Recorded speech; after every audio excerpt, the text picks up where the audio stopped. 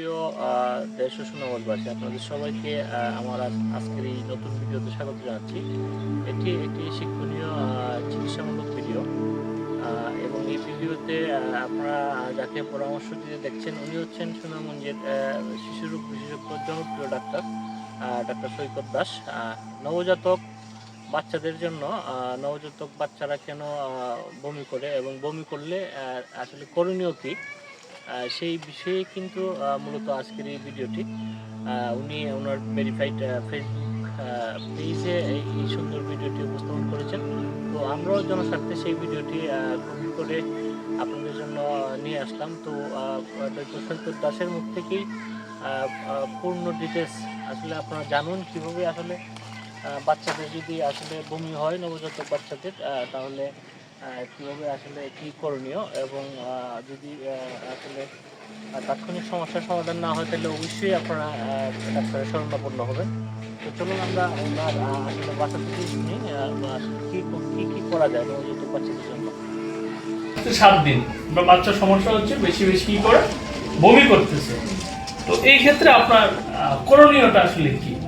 করণীয় হচ্ছে যে প্রথম কথা হচ্ছে যে যদি খুব বেশি বেশি বমি করে, বমি করার আগে আপনি নাকটি পরিষ্কার করে নেবেন। আপনার নাকের ড্রপ দিব, নাকের ড্রপ 1 ফোঁটা করে নাকের ড্রপ দিয়ে কি করবেন, নাকটা পরিষ্কার করে নেবেন। তার মানে কি, আমার বুকের দুধ খাওয়ার সময় আমার নাক দিয়ে শ্বাস নেওয়ার রাস্তাটা পরিষ্কার হয়ে গেল। তারপর কি করবেন, আপনি হচ্ছে বাচ্চাকে বুকের দুধ খাওয়াবেন এবং বুকের দুধ যতক্ষণ পর্যন্ত সে খেতে পারে, সাধারণত একটা বাচ্চা 10 থেকে 15 মিনিট বুকের দুধ খায়, পুরো বুকের দুধটা সে খাবে।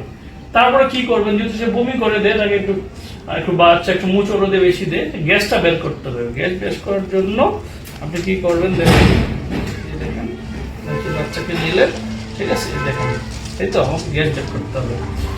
তুলে নিয়ে, ঠিক আছে, দেখেন আপনি একটু তুলে নিবেন, তুলে নিয়ে কি করবেন, আন্দের ফলাইয়া, ঠিক আছে, আপনি হচ্ছে যে গ্যাসটুকু ধীরে ধীরে সাথে থাপা দিয়ে বের করে নিলেন। তারপর হচ্ছে কি করবেন, তারপরে সাথে শোয়াই দিবেন না, 15 থেকে 20 মিনিট মিনিমাম বলে আধা ঘন্টা বাচ্চাকে কুলে ভাবে রাখতে হবে। তারপরে আপনার বাচ্চাকে শোয়াবেন।